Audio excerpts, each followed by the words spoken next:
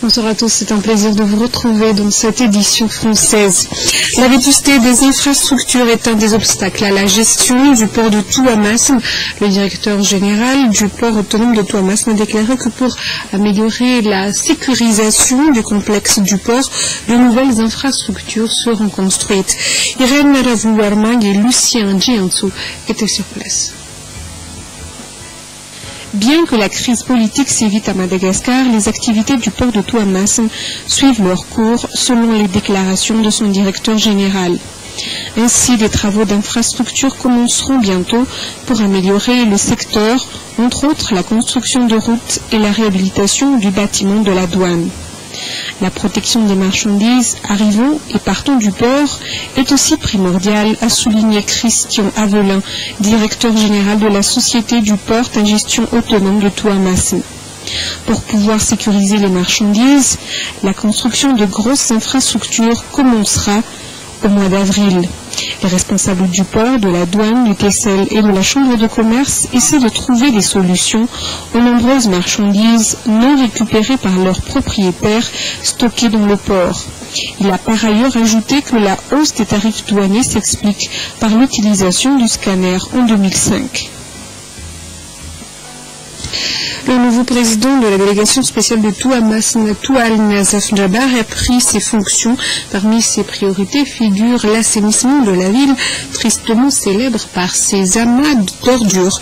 Les détails sur un reportage d'Irène Ravou-Armang et de Lucien Djiantou toujours. Malgré l'insuffisance des camions prévus pour transporter les ordures dans la ville de Touamassem, le nouveau président de la délégation spéciale, Toual Nazaf Jabar, fait de l'assainissement une priorité cette année. Le nombre des agents de la voirie est revu à la hausse, ainsi que le nombre des camions utilisés et la quantité de carburant nécessaire au va-et-vient. Depuis sa prise de fonction, a-t-il expliqué, un seul camion de décharge transporte les ordures. 2 autres camions et un tracteur ont été mobilisés. Pour encourager les partenaires de la commune de Touamassem, a souligné le PDS, celle-ci organise ce dimanche une opération de nettoyage et mobilise aussi les responsables des marchés et des Foukontagnes. Face à la grève des étudiants de l'université de Touamassem, le PDS Toual Nazaf Jabar a déclaré que certains problèmes doivent être remédiés. Madagascar célèbre aujourd'hui la journée mondiale de la lutte contre la lèpre, 59e journée. Les festivités ont lieu à Fenouari, Antananarivo, au Timjan, dans la grande île. Une douzaine de circonscriptions régionales disposent de centres de santé prenant en charge des lépreux. C'est un reportage de Lantmal Al-Rassad. Simple mais significative a été la célébration de la 59e journée mondiale de la lutte contre la lèpre à Madagascar. Un culte écuménique suivi de séries de discours ont marqué le programme de cette célébration à Fenouari-Vu Antsimoudan. Depuis 2004, Madagascar était parmi les pays africains qui a son plan d'action pour assurer le dépistage et le soin de tous les gens victimes de la maladie de la lèpre. 12 circonscriptions médicales assurent les hospitalisations des malades lépreux. L'une des causes de l'éruption de la maladie en est la négligence des patients à ne pas faire le dépistage et la peur d'être exclus de la société. Des séries de sensibilisation seront faites au niveau des districts sanitaires cette année, vu que les soins sont gratuits à Madagascar. La Fondation Raoul Folero, l'association Nederland Leprosy Relief, l'OMS en sont les partenaires officiels du ministère de la Santé pour la lutte contre la maladie de la lèpre.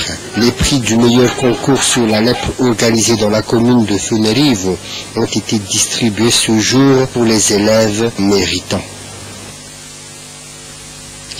Santé toujours, l'USAID continuera de financer des projets humanitaires, notamment relatifs à la santé à Madagascar. Cette semaine, le directeur général de l'USAID a effectué une tournée dans 3 communes de la région Boueng, où le projet Santénet 2 œuvre pour la sensibilisation contre la diarrhée et la santé de la mère et de l'enfant. Azaratim Bazaf et Jackie Rakoutoumang nous en disent plus.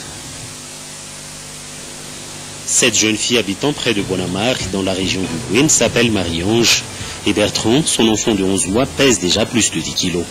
Elle a connu une complication lors de son accouchement, et a été évacué d'urgence à Majunga, situé à des dizaines de kilomètres, grâce aux agents communautaires, une structure et un service de proximité mis en place par le projet Sentinelle 2 et financé par l'USAID. Bertrand se porte bien, sa santé est surveillée par les agents communautaires et sa croissance normale, si bien que les membres de la délégation de l'USAID en visite dans le Bwindi avec M. Rudolf Thomas, son directeur général, sont pressés à serrer l'enfant dans leur bras. Comment ça s'appelle? La petit garçon Bertrand, c'est un peu du sumo, hein? Le projet Sentinelle 2 travaille dans plus de 800 communes rurales à travers l'île, avec 16 ONG partenaires et 11 200 agents communautaires, à raison de 15 à 20 agents par commune. Ce programme s'appelle Commune Mind Keshalam. Mission principale, la santé de la mère et de l'enfant, et sensibiliser la population contre les maladies des mains sales comme le diarrhée par la construction de latrines dont la tradition interdisait l'usage aux habitants du Bwindi. Grâce au projet Commune Mind Keshalam, la mentalité évolue. Des dizaines de latrines sont construites dans chaque commune des Fukuntani. Les visiteurs sont satisfaits. Je suis satisfait de l'intervention de l'USAID. Je ne peux pas dire malheureusement que les objectifs sont atteints. Alors, il reste beaucoup à faire. Souvent, on cite la diarrhée comme une maladie qui est très menaçante et très courante ici. Et quand je fais mes interviews, je vois qu'il y a un grand besoin de latrines. Alors, je sens que vraiment la plupart de la population n'ont pas l'accès à une latrine et c'est vraiment la cause principale de beaucoup de maladies qui sont associées avec la diarrhée.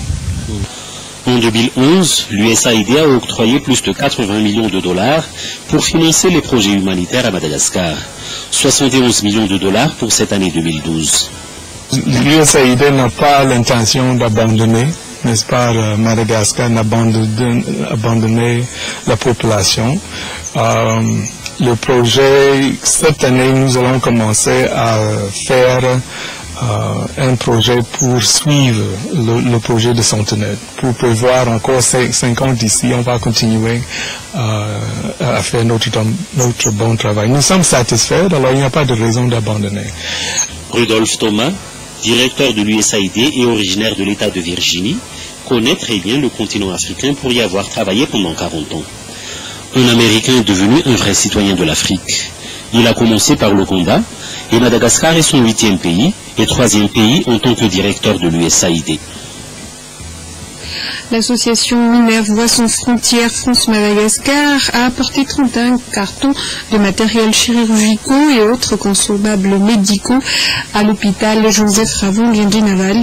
La remise officielle de ces kits s'est déroulée mercredi dernier.